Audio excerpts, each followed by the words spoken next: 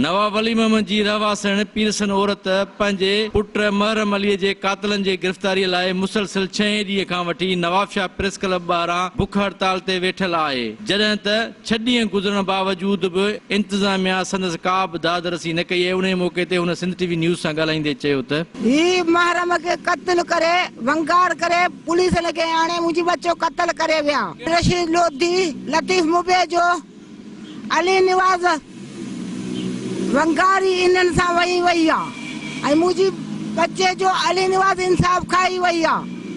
अॼुकल्ह ताणी इंसाफ़ मुंहिंजी बच्चो जो न आहे।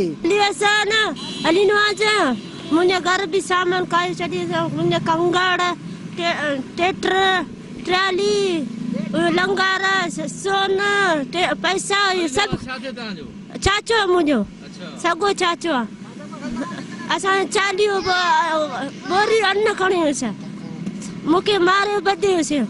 अली नवाज़ महिरबानी को गिरफ़्तार करो। जी नाज़रीन, ही नवाब अली मोहम्मद जी पीरसन अमड़ मासूम ॿारनि सां गॾु हिते नवाबशाह प्रेस क्लब ॿाहिरां मुसलसिल 4 ॾींहंनि खां वठी सख़्त गर्मीअ में एहतजाज करे रही आहे त हिन जे पुट खे कुझु वक़्तु अॻु पुलिस सूबेदार हुयो अब्दुल रशीद लोधी, अब्दुल लतीफ़ मुबेजो, अली नवाज़ बिरोही, उन्हनि क़त्ल कयो, पर जवाबदार गिरफ़्तार नथा थियनि ऐं हिन खे जेको आहे सो घर मां लोधे करे छॾींदा। ही मुसलसिल हिते जेको आहे बेसहारा वेठी आहे। हिन IG Sindh chief justice of Sindh खे अपील कई आहे त मुंहिंजे पुट खे क़त्ल कंदड़ जवाबदारनि अब्दुल रशीद लोधी, अब्दुल लतीफ़ मुबेजो, अली नवाज़ बिरोही खे गिरफ़्तार करे मूंसां इंसाफ़ कयो वञे। कैमरामैन रफ़ाकत आरे सां गॾु ज़ुल्फ़कार ख़ासकेली, सिंध टीवी न्यूज़, नवाबशाह।